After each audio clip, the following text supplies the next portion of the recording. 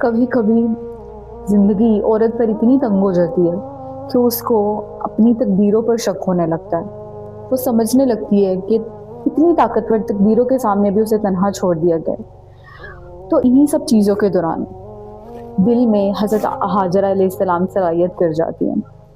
ان کا ہر ایک عمل، ان کی زندگی کا ہر ایک حصہ یقیناً آپ کی زندگیوں میں بھی موجود ہے، لیکن ان کا دل، ان کا یقین، ان کا صبر، جیسے کہ انہوں نے کیا ایک اکیلے تنہا ویران صحرا میں، جہاں زندگی کا کوئی نام و نشان نہیں تھا، نہ کوئی ہمدم تھا، نہ کوئی انسان تھا، اور انہوں نے اپنی آنکھوں سے حضرت ابراہیم علیہ السلام کو وہاں چھوڑ کے جاتے ہوئے بھی دیکھا.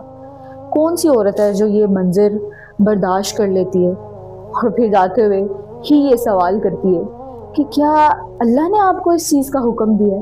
اور جواب میں جب حضرت ابراہیم علیہ السلام ہاں کہتے ہیں تو صرف اتنے خوبصورت انداز میں ان کا یہ کہہ دینا کہ یقیناً اللہ ہمیں ضائع نہیں کرے گا.